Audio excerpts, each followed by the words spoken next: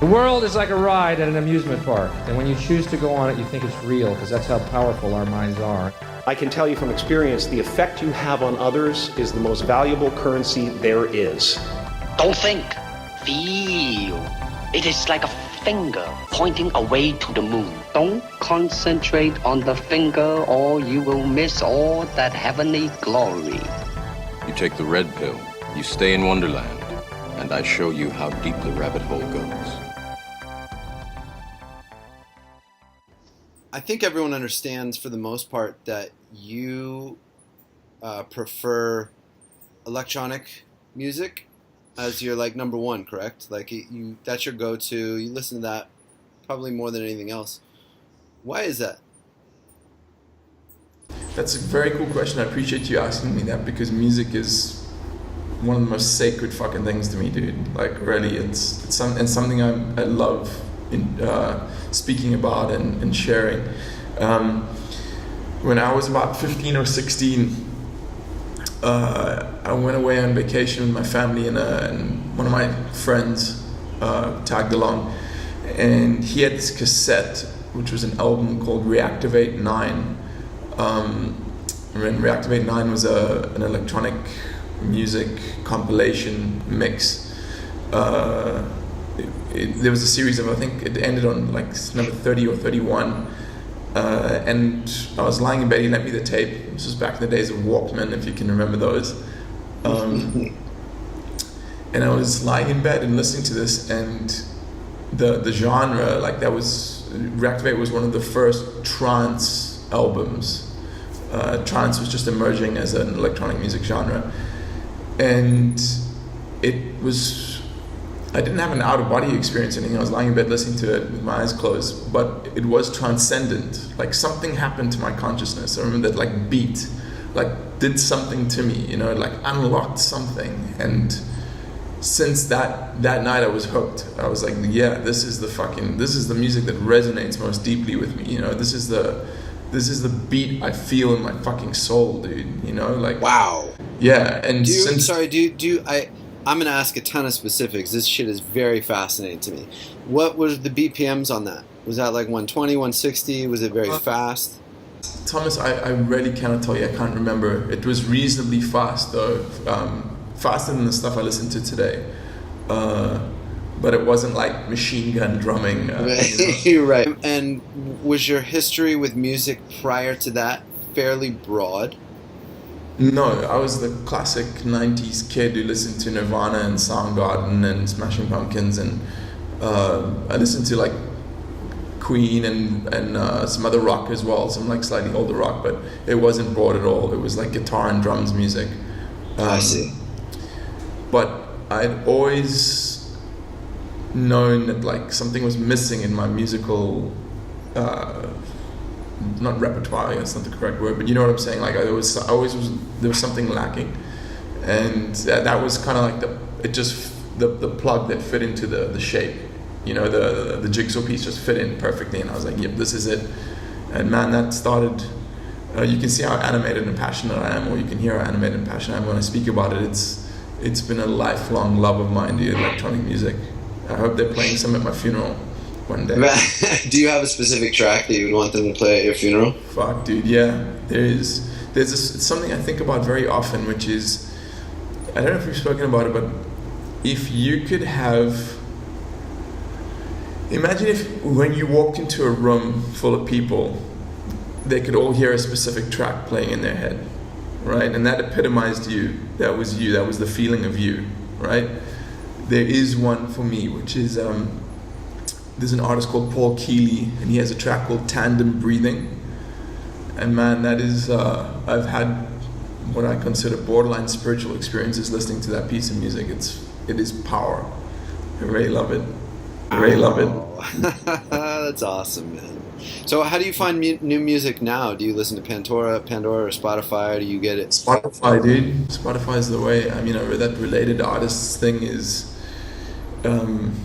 it's very effective, and I have noticed that it's like anything else. The amount you put in is pretty proportional to the amount you get out. So you kind of have to like mine Spotify, because you'll have a related artist, and then it'll you'll listen to them and you won't really like their stuff, but you might find a track that's kind of cool, and then it'll lead you to another artist. And like if I put in a couple of hours, which I do every month or two, you know, I have to put in this concentrated effort to like mine it, like, and then I'll come up with a few good albums. It's pretty cool. Like for a few months there, you were posting a lot of different tracks, like new tracks, and it was always something new. I was like, man, this guy is fucking listening to, you know, new EDM all the time. Is there any particular type of music that you just really don't vibe with? You're like, man, that just rubs me the wrong way, or you just don't appreciate it? Yeah, well, the first thing I'll tell you is the reason I stopped posting those tracks is because I'd listen to this piece of music which literally would rock me to my foundation and give me like goosebumps all over my body and set me up for the rest of the day like in a great mood, and they transcendent. It would be a transcendent piece of music. And that would be Tiny Tim's Tiptoe Through the Tulips, correct? Exactly, that's it.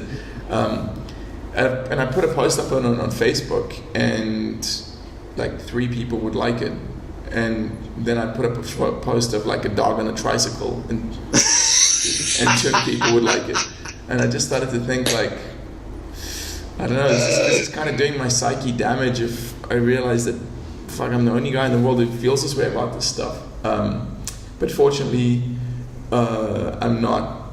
If you watch any of the Above and Beyond tour or concert videos, it pretty much encapsulates what that music can do, the power that specific genre of music has. It's not something that you'll ever feel at a rock concert or a hip-hop event or even a classical music symphony. There's a specific type of energy that music taps into and allows to flow through an individual. And that group Above and Beyond, their name as well says it all. It takes you above and beyond the mundane. Now, is that based on frequency or timbre or beats per minute, or like what are the mechanisms that are making you feel different than you ever could for, you know, Beethoven's Fifth at the LA Phil or something like this? That's a fantastic question. I don't have the knowledge of music and musical terms that you do, so I probably can't get to that level level of answer that you require. But it's been my experience that trance and progressive and uplifting house follows a specific pattern whereby it puts down a layer and a beat, and then it keeps layering complexity over and over, and it builds to a crescendo, which is called the drop. And then the drop is what kind of it has you on this like almost emotional tenterhook, and then it pops, and that's the thing. It gives you that swell of emotion. And awesome. Yeah, it's very cool. It's very, very. What is your life? What is the lifetime of a song for you? Fuck, what a great question. Well, I'll put it this way: there are specific tracks that are so, like, when I find them, and it's rare, I find 5 of them a year maybe, you know, and they are so powerful in their ability to affect my mood and regulate my mood that I specifically don't listen to them often, because I want to save that like juice. You know what it's like, you get a track and you just squeeze the fucking juice out of it.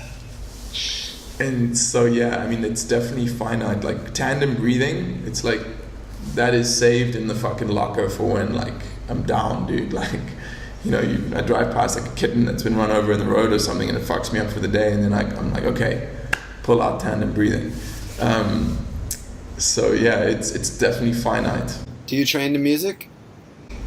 Yeah, I like to, man. I really like to. But the kind of training I'm doing now is not really, it's not really compatible with that kind of music, because I'm mainly doing yoga, and yoga, to me, I like ambient. I like putting on these weird space ambient mixes that's like, just takes you in this strange, it's floating, like, it feels like you're swimming in this kind of like embryonic fluid in outer space, and you just like relaxes everything, and I really enjoy that, you know? That's so cool. When I ran I told you I ran 10 miles recently.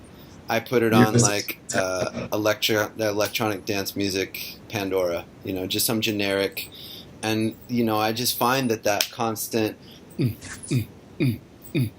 I can just I can just go forever with that. Like I don't really even notice the song changing, and I feel very ignorant as far as that music's concerned because house, trance. What was the one you said? You said some subcategory like uplifting, Progressive, uplifting, yeah. Uplifting house or something.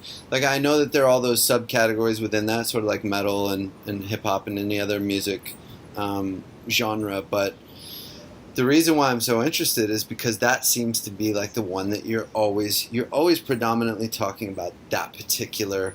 You're talking about music that's made synthetically, which I just think is so fascinating, right? This is all made on machines for the most part, or at least samples. Do you ever think about that as you're listening to the melodies and the rhythms? I think about it all the time. I think about how fucking incredible it is, man, that we had this pretty limited range of musical sounds up until the advent of the synthesizer. The synthesizer changed everything. Like that creation of sounds that had never been heard before were not possible to be made through natural means.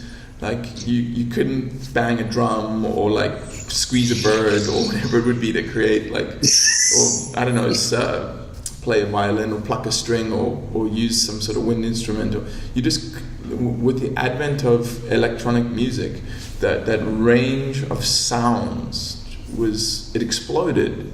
Right, and the thing that a lot of people take for granted or don't understand about electronic music is we have all the existing instruments incorporated in it as well. Most of the stuff I listen to has like stringed instruments and wind instruments included, like violins and flutes and whatever. And in addition to that, it has digitized, sampled, looped, synthesized stuff that you could never hear otherwise. So to me, it's a kind of music, it's far more complex than what a band with a guitar and drums and maybe a keyboard can come up with. It's far more complex, and that's one of the reasons I love it so much. Interesting. Do you go and see this music performed live, or see someone hit the play button live? Yes, I do, and it is fucking awesome, bro. Especially with the aid of certain pharmaceutical elements. Okay. Man, one day I'll take you. We'll go see Above and Beyond live, and I think. Look, I'm not saying it's better. It's different. It's different to the kind of energy that is unleashed during a Pantera concert or a Beyonce concert. Or R.I.P. Dimebag Darrell. It's different. But I'm not saying it's better, but it's the kind of energy that resonates with me. I'm glad to hear you've started to give it a bit of a listen, man. I'm gonna send you some cool tracks that I'm sure you'll enjoy. I can't wait, man. I've just been thinking a lot about music in general and people that only listen to one particular type of music, and I always just think that's absolutely crazy because I've never, I have friends that only listen to hip hop, and my metal friends that only listen to metal, or the electronic friends that only listen to that kind of music. And sound is such a broad idea and just has so much potential for delivering different types of feelings and inspiring different emotions in people. It just seems like you're really selling yourself short if you don't really kind of approach the beauty that is and the gift that it can be sound with a very broad spectrum, and go, okay, well, let me check that out. Let me see why people are interested in this. And for the most part, I'm mining you for information about like where to, what's really moving you. I guess that's the most important thing. I don't want to hear about stuff that people think is popular because someone else thinks it's popular. I want to hear about why does it move you, and you've explained it really well. What is the soundtrack like specific track to your life, like the song that you'd have playing when you walked into the room in everyone's head? Well, it's the room. It all depends. Like it's constantly changing. Just like That's a fantastic answer. just like my facial hair and the hair on my head and my clothes. Like I just well, that's not true about my clothes. Usually I don't wear clothes, so that doesn't change. But like music to me, I always have something different going depending on the time of day, the activity, and my mood. So I like your idea of saving tracks, though, keeping the power in them so that when you need them, you can go, yes, and just really, really squeeze it out. But for a long time, it just depended. Like, I remember when I was training for the bodybuilding show, I was listening to a ton of metal, and just the most brutal stuff I could come across, the better. But also really dissonant electronic music like Aphex Twin, and it's not necessarily dissonant, but just off kilter, more like what do they call it? IDM, intelligent dance music. Like Aphex Twin, Square Pusher, and then if I was winding down, it might be Charlie Parker or Miles Davis. And then when I first moved to California, I got really into fucking opera, dude. I was singing opera. I was listening to it 24/7. But there are times when I'll listen to nothing but a certain Deftones record. Or lately I've been getting into Autechre, which is a really cool IDM duo. And then, man, I feel like all through the 2000s, Thievery Corporation, Kruder and Dorfmeister, all that down-tempo shit was just in heavy rotation. More Chiba, Boards of Canada, just stuff that I like to be really mellow. Like, it felt like, when you listen to that music, it felt like you could be sipping a martini in a suit or just hanging out on a beach. It's just, it had just such a broad, it painted such a broad variety of emotion in my mind, and so now it just really depends on what I'm doing. That's cool. I did reach a point, I don't know if you've hit this point, where because now the ability to listen to music with the advent of like our iPhones and high quality, low cost, easily portable headphones, everyone's always jacked in, dude. You always have music playing, right? Like at least I do. On planes, in airports, like in a car, on a train, walking to the store, whatever, like you got your headphones in listening to music. And I actually started to realize a couple of things. The first is that music I couldn't enjoy it as much anymore for some reason. It just started to, like, that kind of emotional intensity that I could feel with it just started to down-regulate, like until it just became noise to me almost. I don't know why it happened. And what I realized is as well, okay, I was almost not abusing it, but it had lost its luster for me. And one of the things I realized is it's not just because I was playing it too much, it's because I wasn't giving it the attention that it deserved. I was always listening to music while I was doing something else. Yeah. I've realized to get the most out of it, as with anything in life, dude. I mean, this is not anything new that people haven't figured out yet, but you have to focus on one thing at a time if you want to squeeze the juice out of that particular thing.